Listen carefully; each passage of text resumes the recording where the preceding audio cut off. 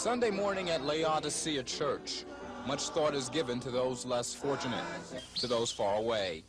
Tanzania, among the needs of that African region, adequate educational supplies is one. The schools are barren. Students use no paper, pens, or pencils. Such images hit home hard here, and Laodicea's congregation wanted to contribute. Looking at kids sitting in a classroom who wanted to learn, who had absolutely zero, and thinking about maybe here how we waste and the kinds of things that we have available that they don't, that we take for granted. From a pack of pencils to cartons of notebook paper, various donations to help the students of Tanzania. An organized effort that church members say has been beyond belief. All of the school supplies were presented to Eddie Davis, the Durham teacher who was one of the volunteers who went to Tanzania with Capital Broadcasting Company. I can't help but believe that the Tanzanian students will know that your help is helping them. Thank you so much. Community support for Project Tanzania is pouring in throughout the Triangle area, a heartfelt effort to meet the needs of the drought-stricken area. This is part of what Project Tanzania is about. People in North Carolina giving some of their everyday things that will make a big difference to the people in Tanzania. Why not give to someone who has nothing as opposed to trying to run around and find something for people who already have, and you spend hours, trying to look for a gift for someone like that. Helping people they will never see or meet. Church members say that's what Christianity is all about. Rick Williams, Action News 5, Raleigh.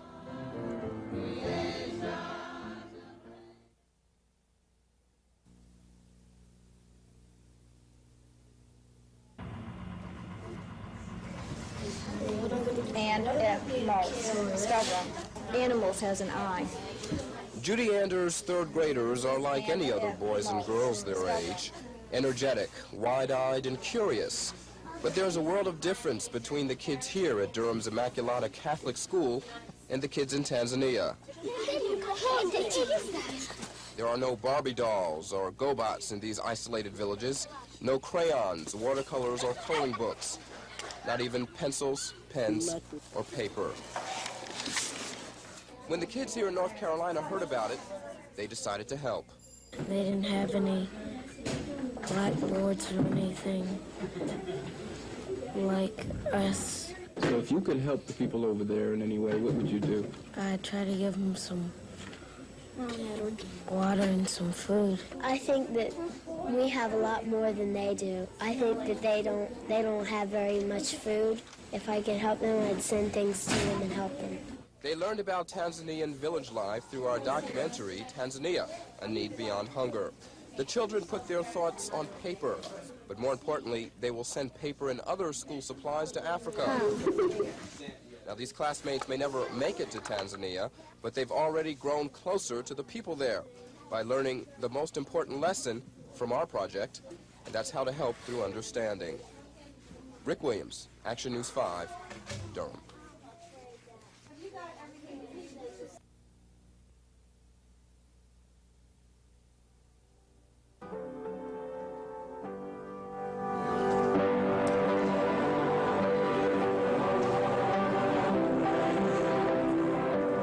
Church services throughout North Carolina have a familiar ring: outreach. Our obligation, our command, is to feed, to clothe, and visit. Here at the Capital City Church of Christ, outreach means Project Tanzania. I saw a lot of people that were very hungry, very sick, and yet very, very much involved in life at its fullest. Where there may be a lack of food, there is certainly no lack of enthusiasm. The enthusiasm of Reverend Johnson has spilled over to his congregation. The money collected in these piggy bank bread loaves will go to the needy in Tanzania.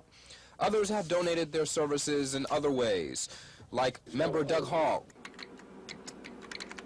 You could call him a computer whiz, because single-handedly he organized Project Tanzania's computer databank, a massive effort that he downplays.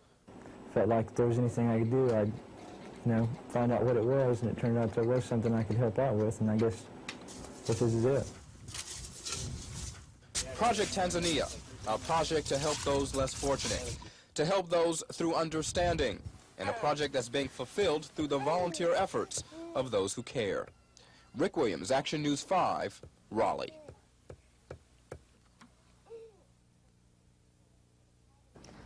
From all over the state, support continues to pour in for the poverty-stricken people of Tanzania. From individual contributions to organized efforts, there is help through understanding from both the old and young. As Rick Williams reports, a number of Girl Scouts in Johnston County are showing how much they care. Nigeria, Troop 796. They are small in stature, but they have big dreams. I promise that I will do my best to do my duty to God. Dreams of helping others who are less fortunate. These Girl Scouts throughout Johnston County have adopted a nation in need. The nation is Africa, the need in Tanzania. Through Project Tanzania, the Girl Scouts came to grips with the poverty that is reality there. It made them want to help. I'd give them clothes and I'd help feed them. What kind of feeling do you get when you help people, like over in Africa? I feel good. Yeah? Yeah. It lies at the southern... Scoutmasters say it also showed them how to care. Oh, they were very excited because anytime, that's what Girl Scouting is all about, service. And they were really excited anytime they can do any little thing to help someone else.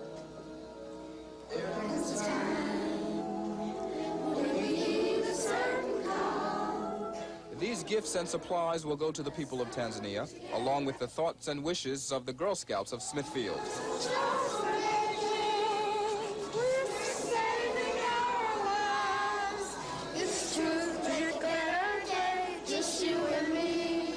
Rick Williams, Action News 5, Smithfield.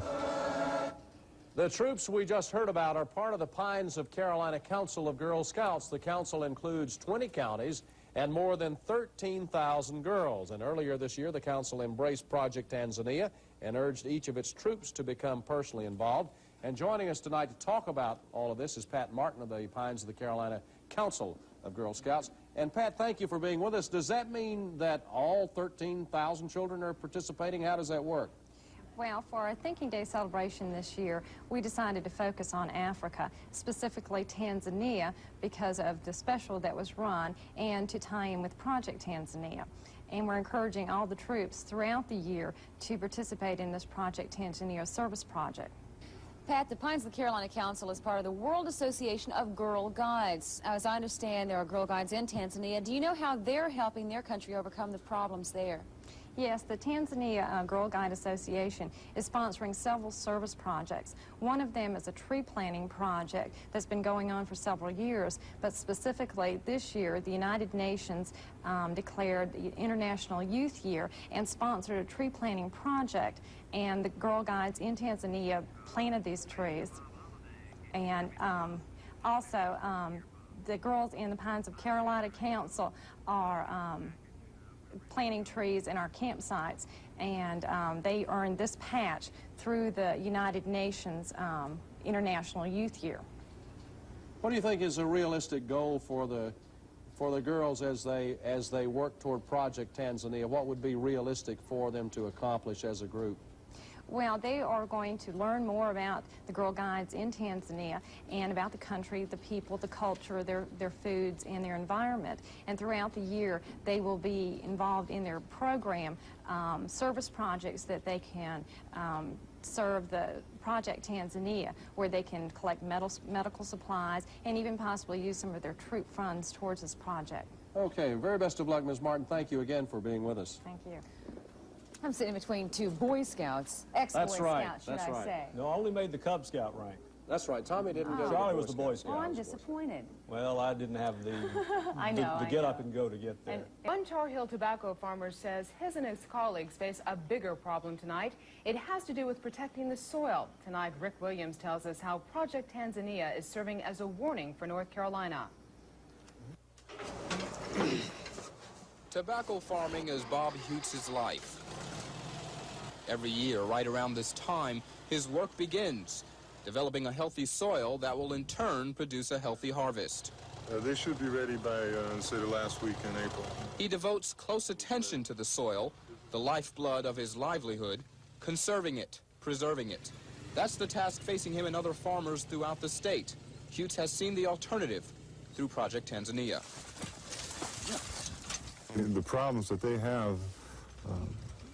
are certainly the minor things are some of the things that we're looking at. In Tanzania, farming is a feat that borders on the impossible. The soil of that drought-ridden region lacks the richness, the quality of North Carolina's. I'm surprised that the soil is as loose as it is. North Carolina farmer John Vollmer, a volunteer with Project Tanzania, saw the problems firsthand. They have real problems in the country of Tanzania. They have real problems because they don't have many resources. To fellow North Carolina farmers, Vollmer described the plight and why they should be concerned. It's a problem that could affect North Carolina, though not to the same extent. Hughes knows this well, and that's why soil conservation, he says, is so important. So I think that we just need to wake up and you know, do as best we can with the technology that we have in this country. Rick Williams, Action News 5, Zebulon.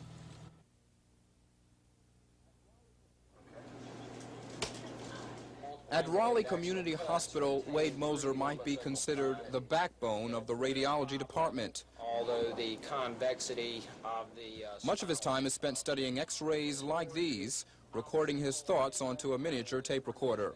It's an important job, but then again, so is his other one. Guys, let's go out there and win. Moser is also the coach of a hospital basketball team, recently formed to help raise money for a place where specialized medical attention is limited. Tanzania, it's a region crying out for doctors. Like the countryside of Africa itself, medical technology is sparse here. Through Project Tanzania, we focused on this problem and the people's urgent need for help. That's the reason for this team and others like it throughout the area. Next week, a basketball tournament for Tanzania will be held. 8 teams participating, their entry fees and the money raised from admissions all going to Project Tanzania for medical supplies, food, and clothing. It's helping through understanding, but having fun while doing it at the same time. Rick Williams, Action News 5, Raleigh. Joining us now is one of those brave doctors. In fact, he is the coach. He coaches and plays basketball, Dr. Wade Moser, a radiologist at Raleigh Community. We appreciate you coming on and telling us about this benefit. How did you all get interested in Project Tanzania? I know you had the team together already. Well, I got a call from WRAL saying that they wanted our team to play in this support group for Tanzania. And I went and talked to Harry Ferris, our administrator, and he's been very supportive throughout the years I've been at Raleigh Community of anything of this nature that would help politically and help in the public eye. And also we're interested in furthering medical care, not only in our local region, but in that area of Tanzania and other areas of South Africa.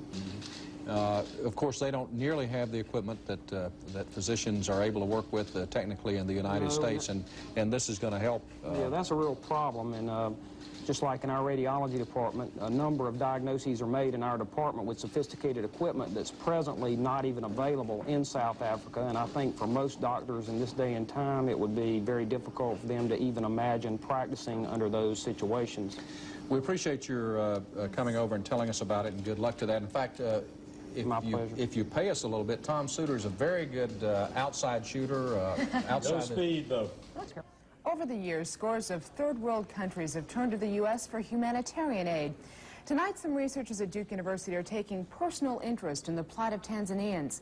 And as Callie Williams reports, they are working to understand the health risks of the Tanzanian people.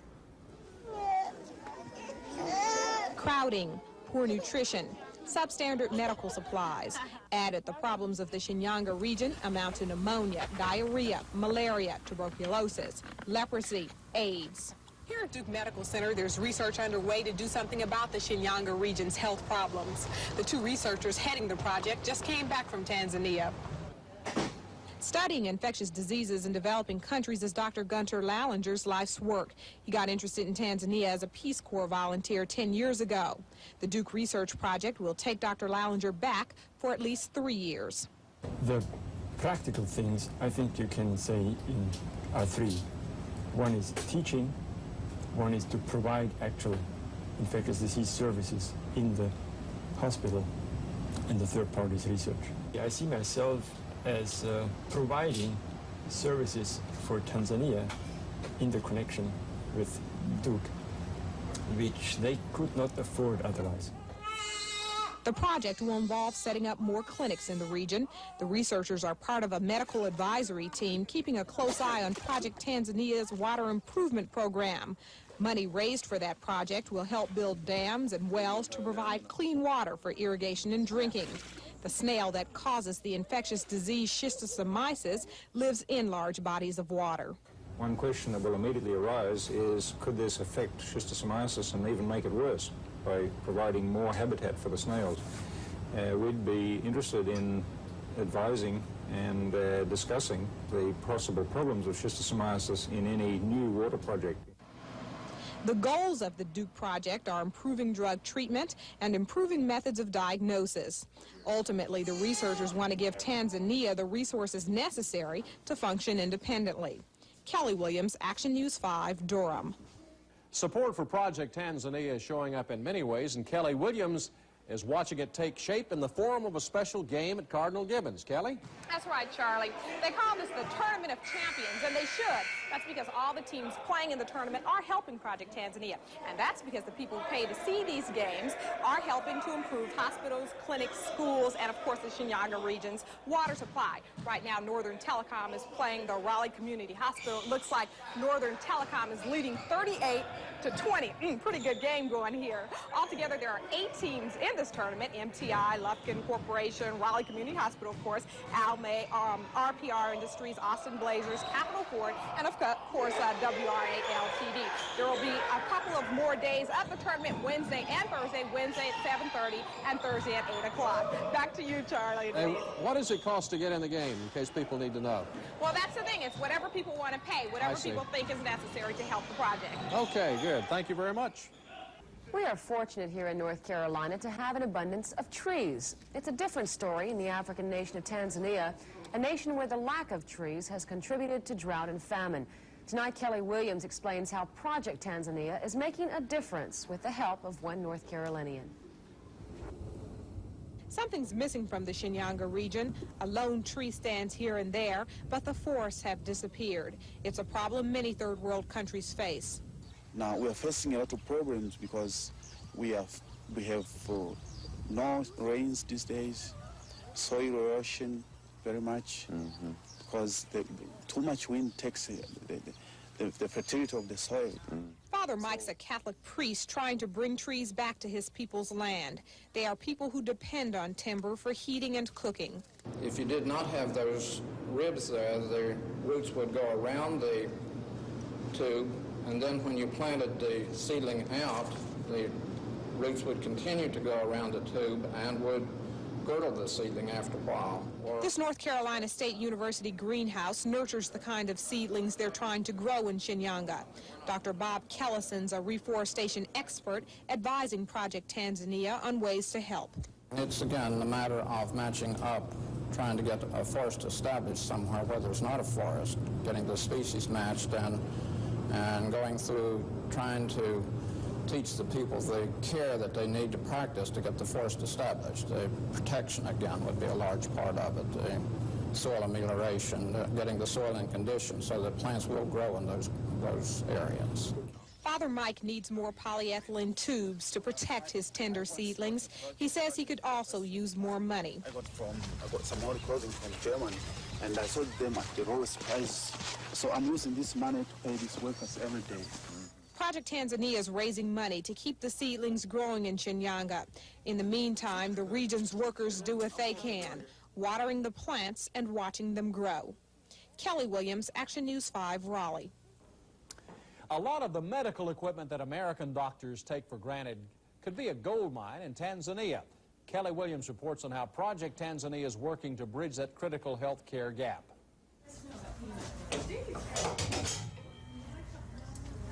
This nurse is using an autoclave to sterilize medical instruments. Cleanliness is essential to medical care. But in Tanzania, there are few autoclaves. For the most part, doctors there sterilize instruments another way. The way she did that was over an open fire with coals, and she boiled the water, and the instruments were in the water, and she fished them out. It was open air, you know, dust and things could get in there. Used American autoclaves are among many medical tools Dr. Jan Kovac wants to send to Tanzania. Kovac learned firsthand of the Shinyanga region's medical equipment shortage last September as a Project Tanzania volunteer. So if I was in a village 60 kilometers from here and I broke my femur or my thigh bone, how would I get here to this hospital? Possible to use a bicycle.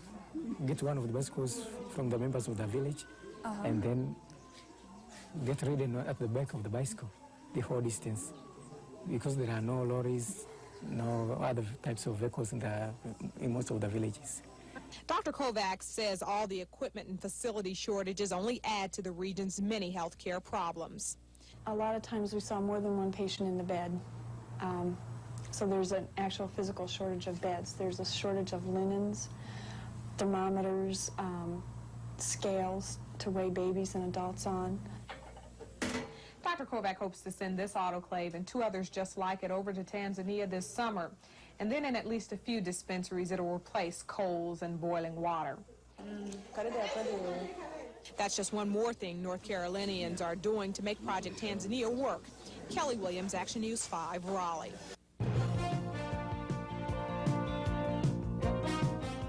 Welcome back to Live at Noon. In August, Capital Broadcasting will send another team of volunteers to Africa as part of Project Tanzania.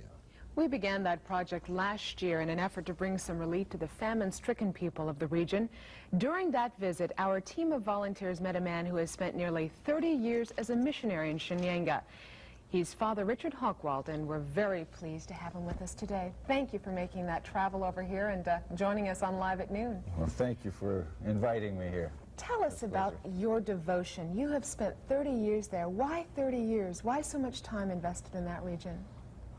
Because one loves it. Because it's one's home, it's one's vocation, it's one's priesthood, if I may say so. And if I may, I'd like to say something first of all. I'm a Marino missionary. Our founder, co-founder, Father Frederick Price, began here in Raleigh, North Carolina. He was North Carolinian, and right across the street, across Cardinal Gibbons Boulevard, is the area that he purchased a few, I suppose 90 to 100 years ago now. So there are connections between us all. Now with CBC and the team that you've sent over to Tanzania and my own Marino Society, so it's a great pleasure to be here. We're strengthening that bond again. Bond is being strengthened again. We have talked to the volunteers who went to the area and of course got their impressions, and it was an eye-opening experience. But now in the almost 27, 28 years that you've been involved, 29 years this year. You've seen the situation involved. Did it go from bad to worse? I arrived in Tanzania in 1957. That was still under colonialism. At that time, there was no Tanzania. Everyone was either a Sukuma, but he was what he was, or she was by tribe. They had no devotion to Tanganyika whatsoever. In 1954, with the beginnings of the independence movement, a spirit of nationalism began. And since 1961, we have become a nation. And that is, I suppose, the greatest thing the government has done. They have created a Tanzanian nation. And it's a marvelous thing to see the overcoat of colonialism taken off of people and allow them to do their thing. Now, we've failed, we've had a lot of difficulties, the economy is in trouble, but nevertheless the people are people of hope.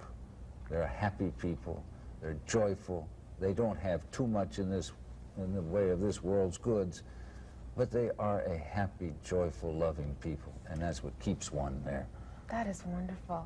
I know through Project Tanzania, our company is going to be sending several things over there, things that we take for granted, like pencils and paper.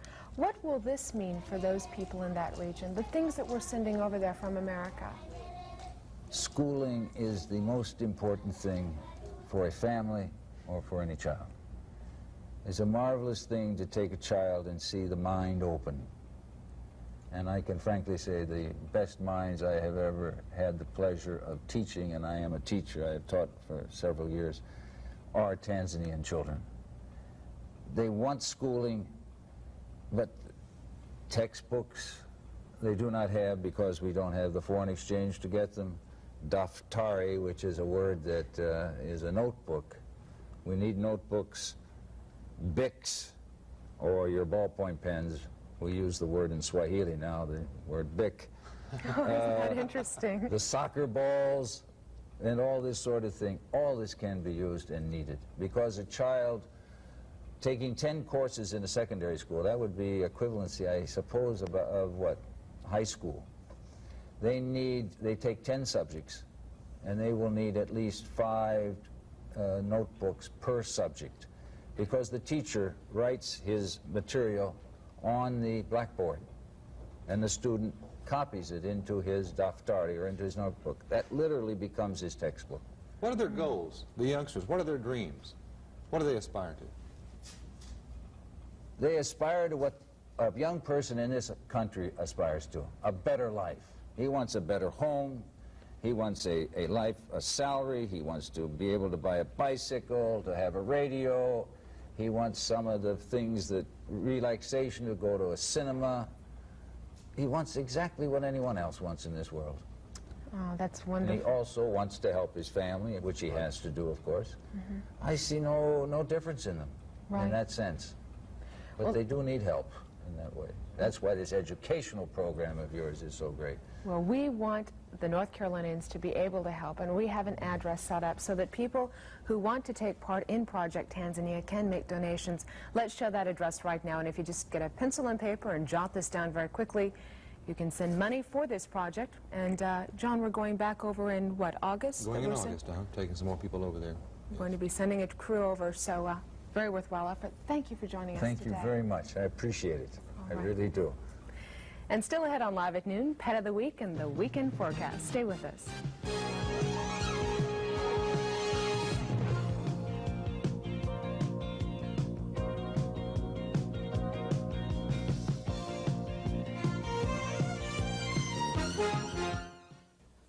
Well, a bucket of grain is all some third world families have to eat for 6 months. A good harvest relieved some Tanzanian villagers from their hunger early this year. But as Kelly Williams reports, the villagers have Project Tanzania to thank for one good season and for the promise of even more.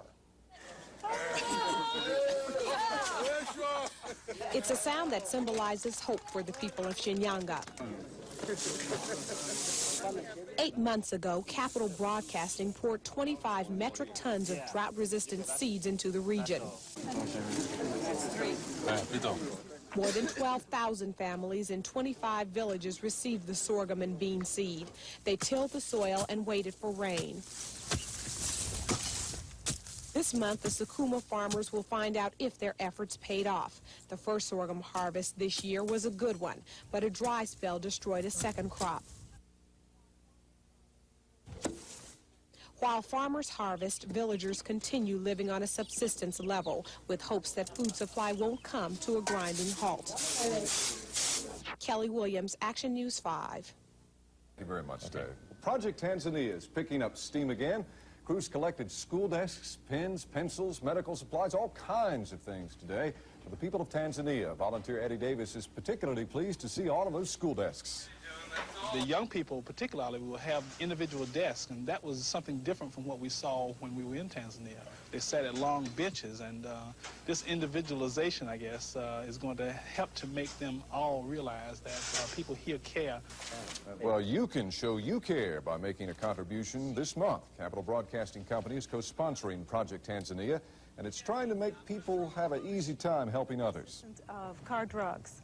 A pamphlet describing exactly what we're asking for, where to bring your contributions, and when they're to be brought, will be available in car drug stores at the end of this week. The Project Tanzania team plans to deliver supplies to the people of Africa in August. Sports, I think 70. Pens, pencils, paper, we use them every day, in business, at school, at work. But those items we so easily can replace can offer hope to scores of children in Africa, scores of kids in Tanzania. You see, in the region of Shinyanga, students must learn by memory without benefit of many school supplies. Supplies that would help them to practice what they learn in class. Supplies that could ultimately mean a more prosperous future based on better education. You can play a key role in the future of these kids through Project Tanzania.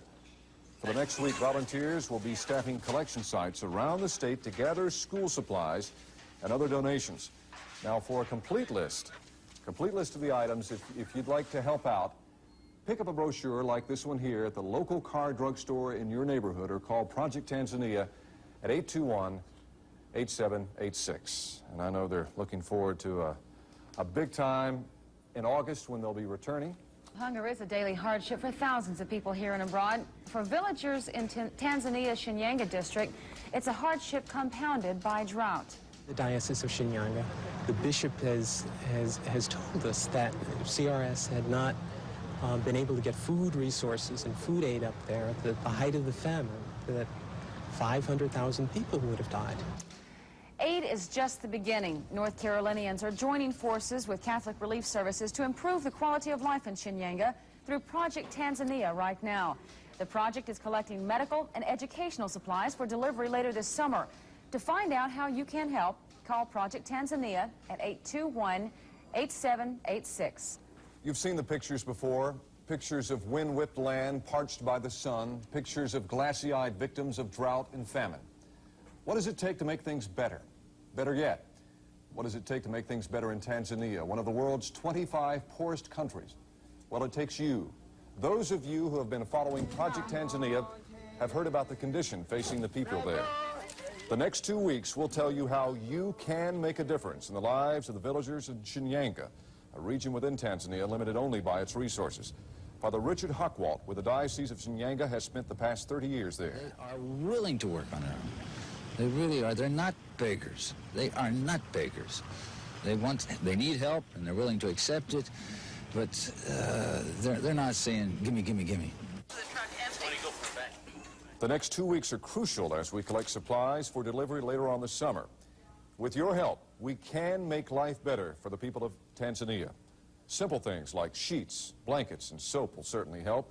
For a complete list of items needed in collection points around North Carolina, pick up a brochure at the nearest car drugstore or call Project Tanzania, 821-8786. Much of our attention today has been on hunger in America and efforts to eliminate that hunger. It's something that you might not expect a group of high school students to worry much about.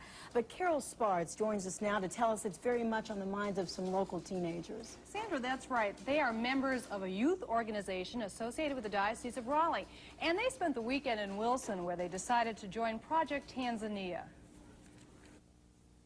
Hunger in Tanzania. Hunger in the Triangle. Though thousands of miles apart, the feeling of hunger is the same. Food is something these teenagers have plenty of, but through a program called Hunger Action for Youth, they're discovering others aren't so lucky. I set up like a soup kitchen, and I went to that, and there was a lot of people there too, because I felt like real bad about the hunger situation. Soup kitchens, canned goods collections, and fundraisers kept the teens busy this year. Now these 500 Catholic teens are preparing to work on Project Tanzania. We can't sit over here and eat all our food and stuff and have a good time while people are starving, you know, it's just not right.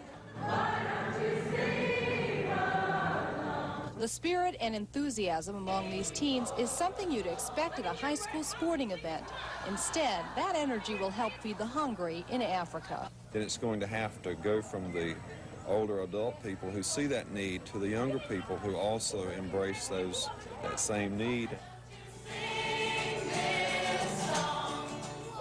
And like thousands around the country who joined hands today to fight hunger, for these teens, it was a time to get energized for their biggest hunger project yet. We can make a difference! Yes!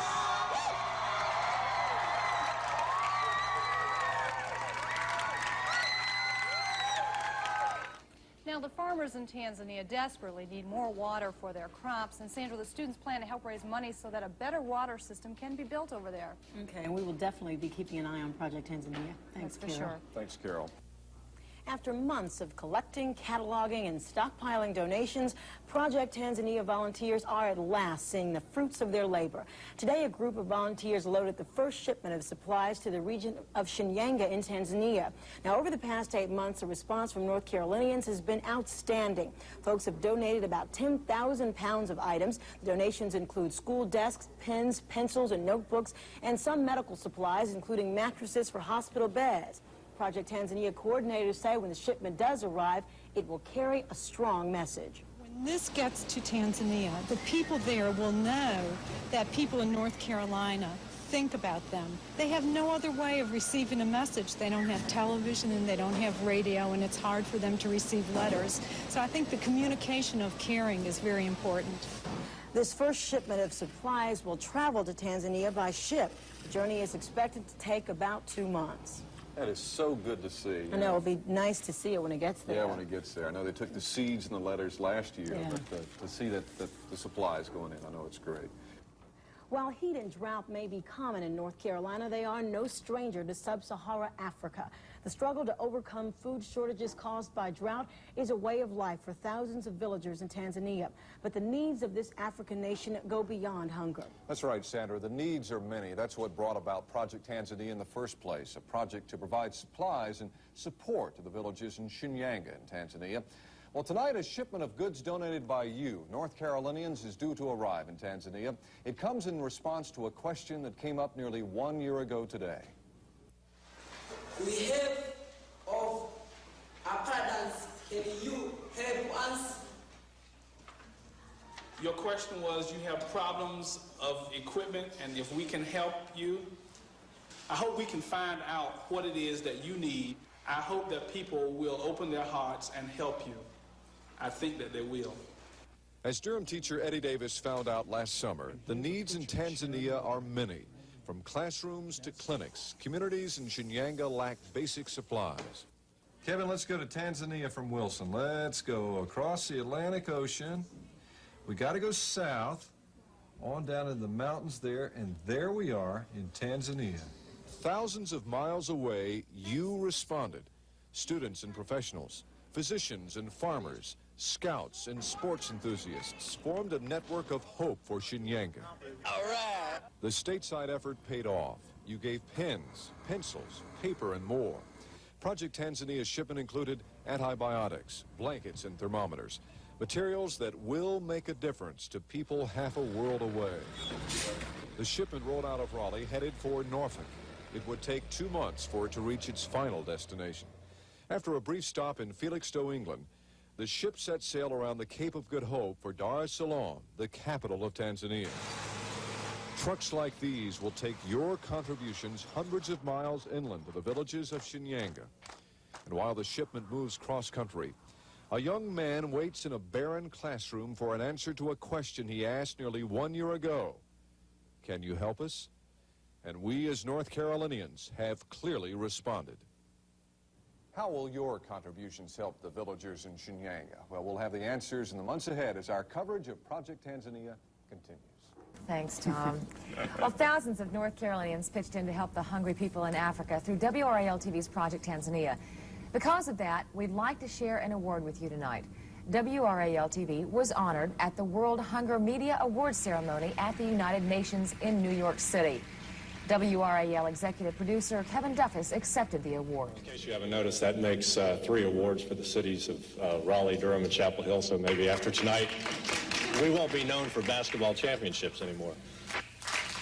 The Judges Award was given for the hour-long documentary we aired last December called Tanzania, A Need Beyond Hunger.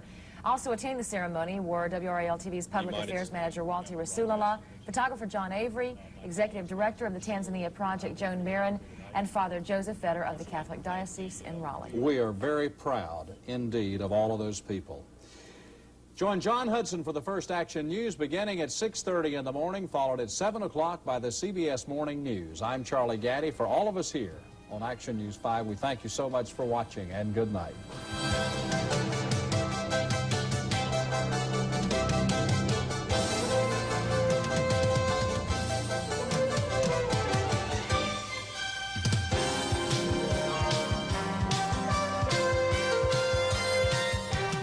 Of course, this being the beginning of the Thanksgiving weekend, we here at WRAL TV want to say thank you to the many of you who helped us help others. Last night at the United Nations in New York City, WRAL received a special award for its effort to publicize world hunger. WRAL TV executive producer Kevin Duffus accepted the award for Tanzania, A Need Beyond Hunger. That was the 1-hour documentary that traced the journey of 3 North Carolina volunteers to East Africa And this is the award that you see here, and we'd like to share it with the thousands of you who have helped with Project Tanzania, and from all of us, a very heartfelt thank you. We are really very proud of our people, Kevin Duffus and Walter Rasulullah and Joan Barron, and all the people who have been to Africa twice now. It's a beautiful award. It's a spoon there. We're quite proud of that. Very, very proud of it. The National Education Association today presented a broadcasting award to WRAL TV. The award was for Project Tanzania, a long-term relief effort in Tanzania, East Africa. The project has generated money and school supplies for the children of that country. We're excited to start on this very positive foot and know that working with teachers, students, and the rest of the community, we will make a difference with our fellow human beings far, far away. Thank you. Congratulations to everyone that worked on Project Tanzania. A lot of people put a lot of hard work into that. That's great. Action Sports Saturday is next with Bob Holliday. Thank you for watching. Good night. North Carolinians have proved once again that they can make a difference in the lives of people thousands of miles away. Tonight, in the conclusion of our series on Project Tanzania, we return to the classrooms and clinics of Shinyanga.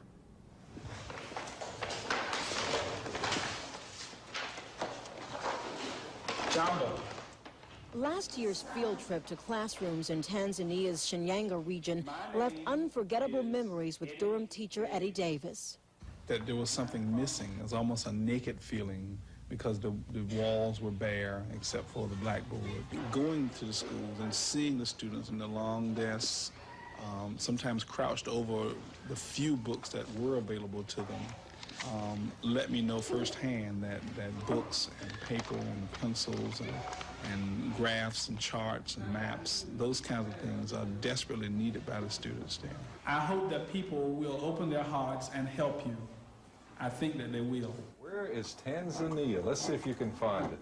As students here learned about the lack of supplies in Africa, donations poured into Project Tanzania.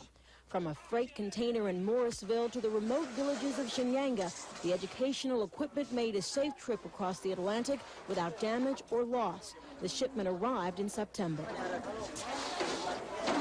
People in North Carolina as part of Project Tanzania. After carefully removing the labels, the students tore into the boxes like it was Christmas morning. And with globes in hand, they finally got a chance to see where Project Tanzania originated. North Carolina. Education and innovation are a big part of healthcare. That's what Chapel Hill Dr. Jan Kovac found out when she visited the health clinics in Tanzania the fall of '85. Come this way. We went and we saw some premature twins that were born at about 8 months gestation that were being kept warm on hot water bottles. Oh, good. Oh, I was so pleased to see this small but really meaningful success. You know, I thought these folks are really ingenious and they're making good use of the limited resources that they've got now. And I imagine they could do a whole lot better if they just had more tools and supplies to work with. Project Tanzania donors agreed. When the tape was stripped away from the shipment, Tanzanian health officials found sheets, blankets, thermometers, and more. We asked what they would like to say in return and were told, thanks very much. We wish the people of North Carolina the best and beg them not to forget us. The needs of Tanzanians living in Shinyanga don't stop there. You can be a part of WRAL's Project Tanzania by calling 890-6007 or writing Project Tanzania, P.O. Box 12,000, Raleigh, 27605. Downtown Raleigh was the scene of a very special celebration today. It was a festival honoring those who have worked to feed the hungry, not only in North Carolina, but around the world. Moore Square was alive with people today. People who had come together for a common cause 2 years ago. The cause, hunger. Their goal, to end it.